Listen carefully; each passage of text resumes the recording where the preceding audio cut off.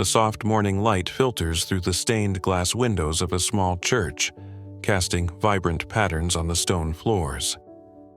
The congregation sits quietly in the wooden pews, their heads bowed in prayer as the gentle hum of organ music fills the air.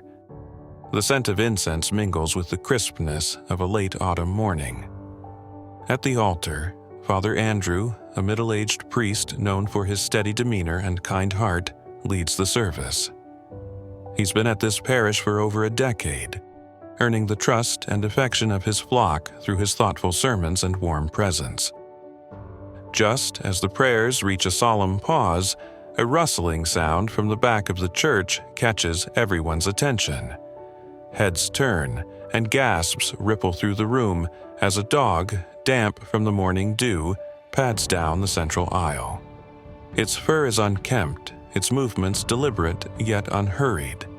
The animal pauses midway, as if contemplating its next step before continuing toward the altar. Father Andrew hesitates for a moment, his words faltering as he locks eyes with the unexpected visitor. The dog stops at the base of the steps leading to the altar and sits, its gaze fixed firmly on the priest. The silence is palpable, a mixture of surprise and curiosity settling over the congregation. From the pews, an elderly woman named Margaret leans toward her neighbor, whispering, "That's not just any stray. Look at its eyes. It's like it knows something." Father Andrew clears his throat, attempting to regain composure. "Well," he says with a gentle smile, "it seems we have a visitor today." His attempt at lightening the mood earns a few chuckles, but the tension remains. The dog doesn't move. It sits upright, its ears perked and its gaze unwavering. Father Andrew steps down from the altar, approaching the animal with cautious curiosity. The congregation watches intently, their breaths held as the priest kneels a few feet away from the dog. "Are you lost?" he asks softly, his voice carrying a mix of warmth and wonder. The dog tilts its head slightly, as if understanding his words, but it doesn't respond or retreat.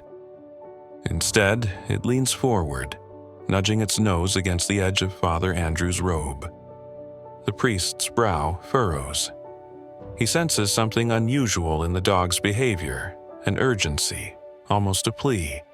He reaches out a hand, and the dog leans into his touch, its eyes closing briefly as if reassured by the gesture. Margaret, unable to contain her curiosity, rises from her seat and approaches cautiously. "Father," she says softly, her voice trembling, "maybe it needs help. I've never seen a dog act like this before." Father Andrew nods, glancing back at the congregation. "Perhaps our visitor is here for a reason," he says, his tone thoughtful. Turning back to the dog, he adds, "Let's see what you're trying to tell us." The dog stands suddenly, its movements deliberate as it begins to walk toward the side door of the church. It pauses briefly, looking back at Father Andrew and Margaret, as if urging them to follow. The priest exchanges a glance with Margaret, who nods. Together, they follow the dog out of the sanctuary, leaving the congregation murmuring in bewilderment. Outside, the crisp autumn air greets them. The dog leads the way, its steps steady and purposeful. Father Andrew and Margaret trail behind, their curiosity mounting with each passing moment. "What do you think it's looking for?" Margaret asks, her voice tinged with both fear and fascination. Father Andrew shakes his head, his gaze fixed on the dog. "I don't know," he admits, "but it feels like we're about to find out." As the trio ventures further from the church, the dog stops abruptly in front of a dense patch of trees at the edge of the cemetery. It looks back at them, its eyes filled with a depth that sends a shiver down Father Andrew's spine. Margaret clutches her coat tighter against the chill. "This is no ordinary dog," she whispers. Father Andrew takes a deep breath, stepping closer to the animal. "Let's see what it wants to show us," he says, his voice steady despite the growing unease. The dog lets out a soft bark, almost as if in agreement, before disappearing into the shadows of the trees. Father Andrew and Margaret exchange one last glance before following, their hearts heavy with anticipation. The soft rustle of leaves underfoot accompanied Father Andrew and Margaret as they followed the dog into the dense grove of trees. The crisp autumn air seemed to thicken, and the sun's rays barely penetrated the canopy above. Each step they took heightened the sense of mystery surrounding their unusual guide. The dog moved with purpose, pausing occasionally to glance back at them, its gaze almost reassuring. Margaret clutched her coat tightly, her unease evident. "Father, are you sure about this?" she asked, her voice trembling slightly. Father Andrew offered her a gentle smile, though he couldn't shake the feeling of something extraordinary unfolding. "Faith often leads us down uncertain paths," he said. "Let's trust that this one is no different." The dog led them deeper into the grove, finally stopping at the base of a large oak tree. Its bark was gnarled and aged, and its roots twisted into the earth like ancient veins. The dog sat, its eyes fixed on the ground beneath the tree. It let out a low whine, pawing gently at the soil.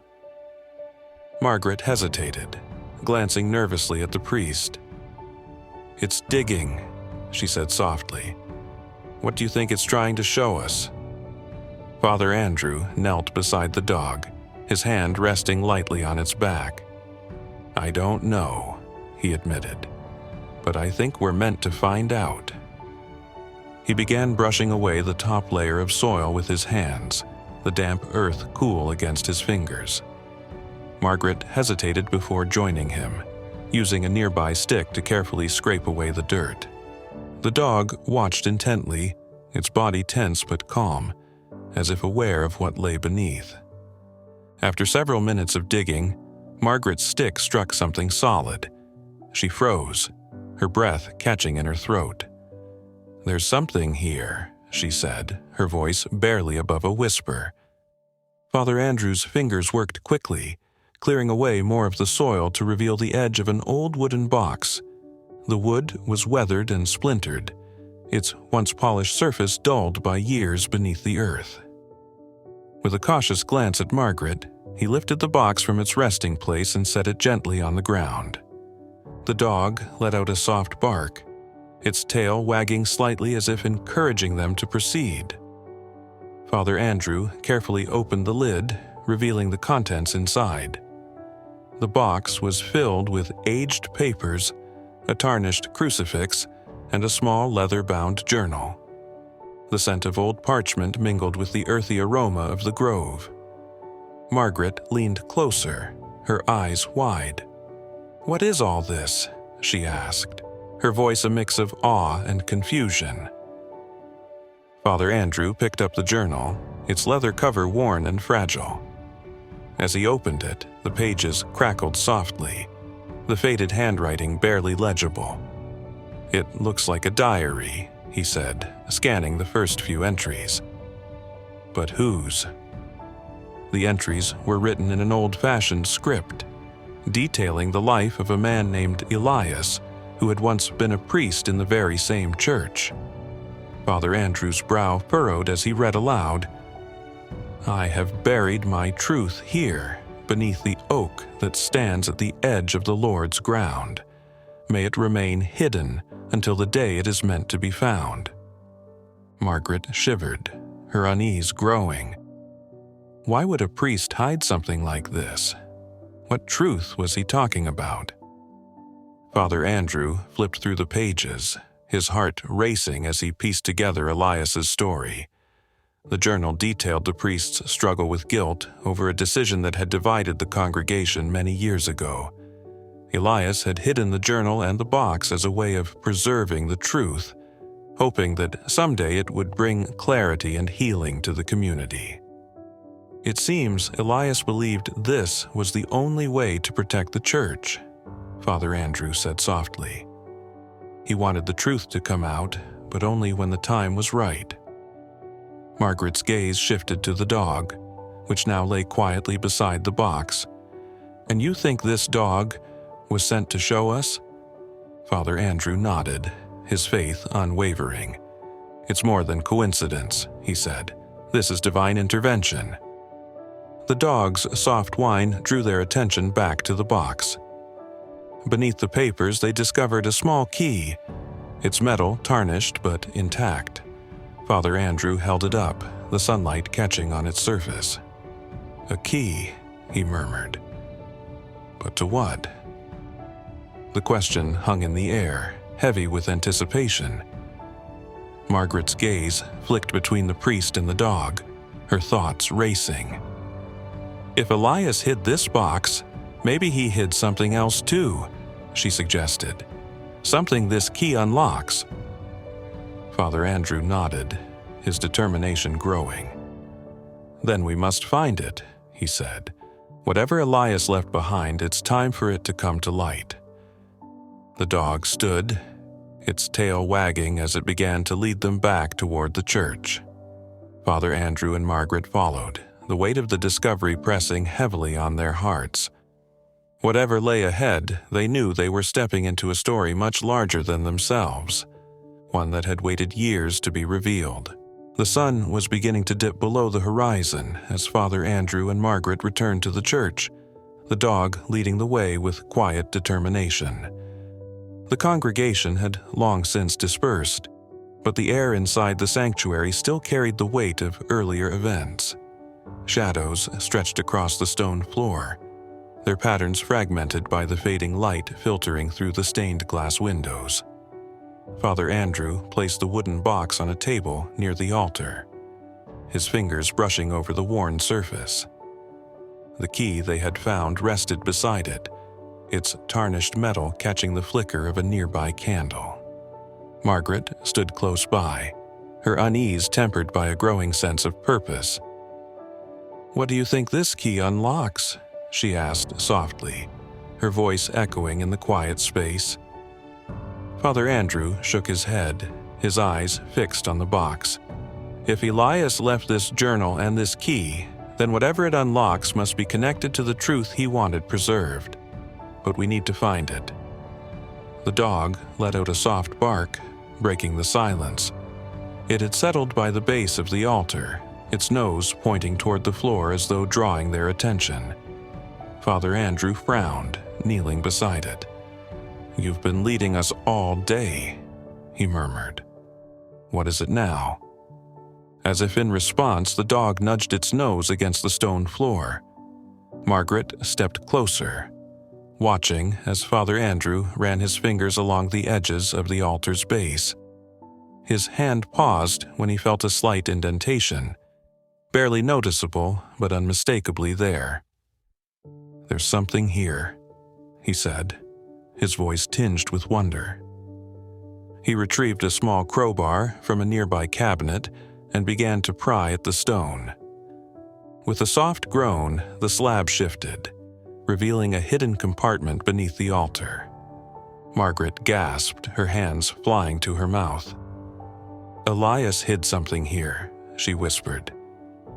Inside the compartment was a second, smaller box made of dark wood, its surface marked with intricate carvings of vines and crosses.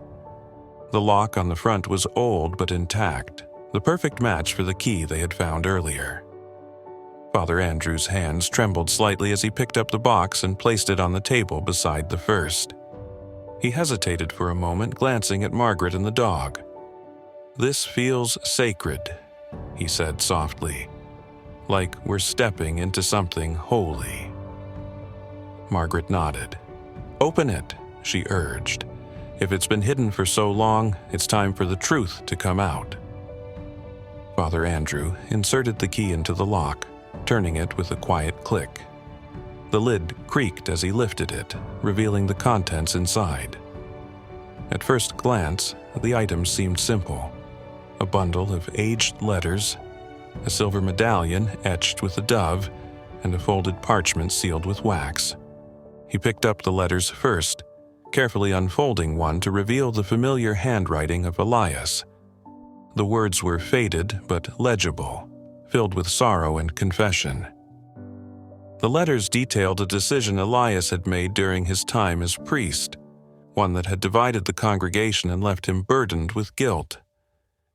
He made a choice to protect someone, Father Andrew said aloud, his voice thick with emotion. But it cost him the trust of others. These letters were his way of explaining, of asking for forgiveness. Margaret leaned over his shoulder, her eyes scanning the elegant script. He was carrying this alone, she said softly. No one knew. The medallion, polished despite its age, shimmered faintly in the candlelight. Father Andrew held it up, his brow furrowing. This must have been important to Elias, he said. A symbol of his faith, perhaps, or of the person he was trying to protect. Finally, he turned to the sealed parchment. Breaking the wax seal carefully, he unfolded it to reveal a map of the church grounds. Several areas were marked, including the grove where they had found the first box.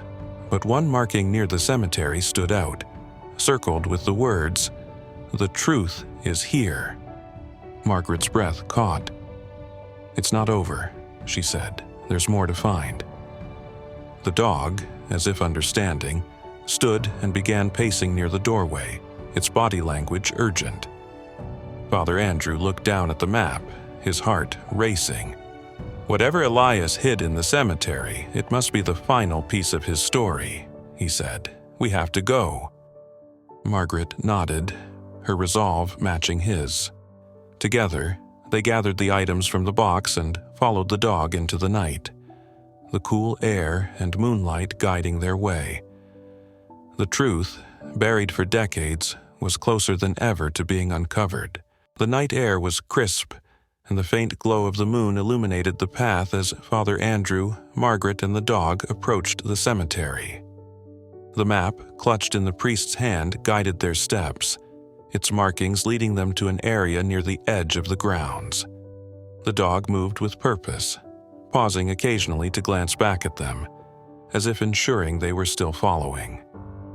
The cemetery was eerily quiet, the headstones casting long shadows in the pale light. Margaret shivered, pulling her coat tighter around her shoulders. "Why here?" she murmured, her voice barely audible. What could Elias have hidden in a place like this? Father Andrew didn't answer immediately. Instead, he studied the map, his eyes scanning the marked location. "Oh, he must have believed this spot was sacred," he said softly. "A place where the truth could rest until it was ready to be revealed." The dog stopped suddenly, its nose brushing against the ground near an old weathered gravestone. The inscription was faded, the name barely legible under the layers of moss and time. Father Andrew knelt beside it, his hand brushing away the debris to reveal the name. Elias. "This is his grave," Margaret said, her voice trembling. "He led us here? To himself?" Father Andrew nodded, his heart heavy with the weight of the discovery. "This is where it ends," he said, "but it's also where it begins." The dog began pawing at the base of the gravestone, its movements deliberate and insistent. Father Andrew hesitated before reaching for the small spade they had brought with them from the church. Margaret watched nervously as he began to dig, each scoop of earth revealing more of the secrets buried beneath. After several minutes, the spade struck something solid. Margaret gasped, her hands flying to her mouth as Father Andrew carefully cleared away the remaining soil. Beneath the earth lay a small, ornate chest, its metal fittings tarnished but intact. The dog stepped back, sitting quietly as Father Andrew and Margaret lifted the chest from its resting place. It was heavier than expected, its intricate carvings depicting religious symbols and patterns that seemed to glow faintly in the moonlight. Margaret knelt beside him, her breath catching as she studied the chest. "It's beautiful," she whispered. "But what's inside?" Father Andrew took a deep breath, his hands trembling slightly as he unlatched the chest. The hinges creaked softly as the lid opened, revealing its contents: a collection of parchment, a golden chalice, and a letter sealed with red wax. The priest lifted the letter first, breaking the seal with care. The parchment was delicate but intact, the handwriting unmistakably Elias's. Father Andrew began to read aloud, his voice steady despite the emotion building in his chest. "To whoever finds this, know that my choices were not made lightly. I carried this burden for the sake of those I swore to protect. The chalice before you is not just a relic, it is a symbol of our faith and the unity of our community. I pray that it brings healing to those who seek it, as it has brought peace to my soul." Margaret's eyes filled with tears as she listened. "He hid this to protect it," she said softly. "But from what?" Father Andrew examined the chalice, its golden surface etched with symbols of doves and olive branches. It radiated a quiet power, as though imbued with the prayers of countless generations. "Perhaps it wasn't just about protection," he said. "Perhaps it was about timing, waiting for the moment it was needed most." The dog let out a low bark, drawing their attention back to the chest. Beneath the chalice was another letter, addressed to the congregation of the church. Father Andrew opened it carefully, his breath catching as he read the words. "To my beloved flock, I leave this gift not as a reminder of my failures, but as a testament to the strength of our faith. May it guide you through times of doubt and bring you closer to the light." Margaret wiped her eyes, her voice shaking. "He wanted them to forgive him," she said, "to understand." Father Andrew nodded, his heart aching for the man who had carried such a heavy burden. And now it's our turn to bring his truth to light. As they placed the items back into the chest, the dog stood, its posture relaxed for the first time. It wagged its tail gently, as though its mission was finally complete. Margaret knelt beside it, stroking its fur with reverence. "You knew all along," she whispered. "You were waiting for us to find this." The walk back to the church was filled with a quiet sense of purpose. The chest, carried carefully between Father Andrew and Margaret, felt lighter than it had before, as though the weight of Elias's secrets had lifted. The dog walked beside them, its steps steady and calm. As they entered the sanctuary, the candles flickered, their warm glow casting an ethereal light over the altar. Father Andrew placed the chest on the table, his gaze lingering on the chalice. "This is where it belongs," he said softly. Margaret nodded, her faith renewed. And now the congregation can finally know the truth. The next morning, the church brimmed with anticipation. Word had spread quickly about the events of the previous evening, and by the time the first bell tolled, the pews were filled with familiar faces, all eager to hear Father Andrew's sermon. At the altar, the ornate chest rested on a pedestal, its contents carefully displayed. The chalice, polished to a gentle glow, caught the light streaming through the stained glass windows. Beside it lay the letters and journal, their fragile pages a bridge between the past and present. Father Andrew stood before the congregation, his gaze steady but his heart full. The dog, now a quiet fixture at his side, sat calmly near the steps leading to the altar. Margaret sat in the front row, her hands folded tightly as she waited for the service to begin. "My friends," Father Andrew began, his voice carrying the weight of the moment. "Today, we gather not just to worship, but to reflect on a story that has waited years to be told." He gestured toward the chest. Last night, guided by this faithful companion, he continued, glancing at the dog, we uncovered the legacy of one of our own, Father Elias, who served this parish long before my time.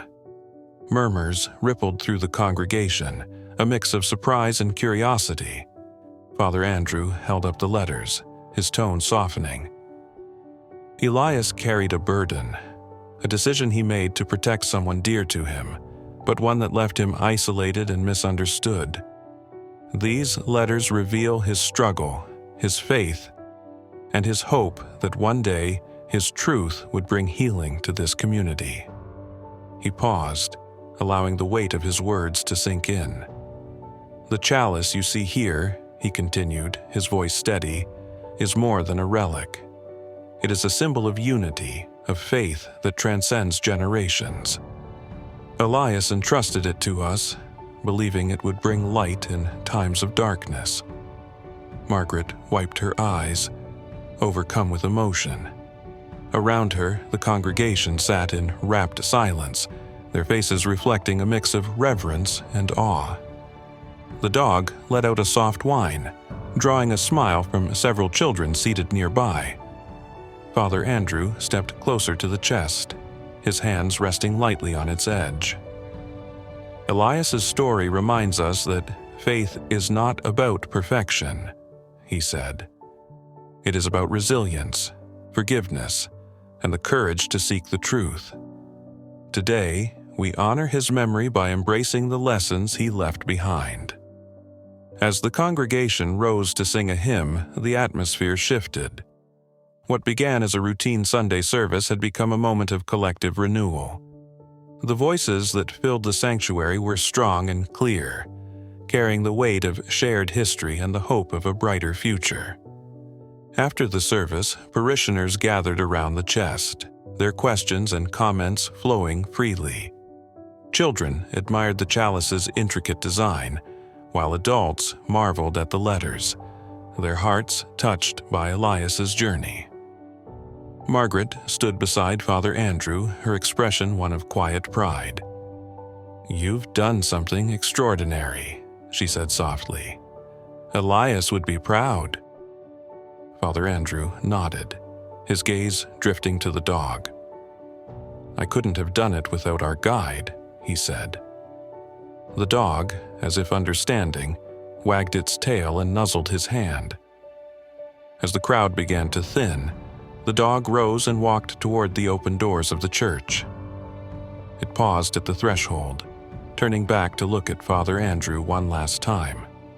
For a moment, their eyes met, and the priest felt a sense of peace unlike anything he had ever known.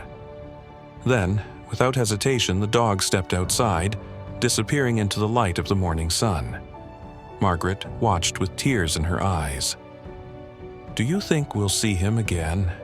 she asked. Father Andrew smiled faintly. "Perhaps not," he said, "but his purpose here is complete." The days that followed were marked by a renewed sense of unity within the parish. Elias's story became a cornerstone of the church's teachings, a reminder of the enduring power of faith and truth. The chalice was placed on permanent display, a beacon of hope for all who entered the sanctuary. And though the dog never returned, its presence remained a cherished memory, a symbol of guidance and grace that had forever changed their lives. If this story of faith, resilience, and extraordinary connection moved you, don't forget to like, share, and subscribe. Let's celebrate the moments that bring us closer to the light.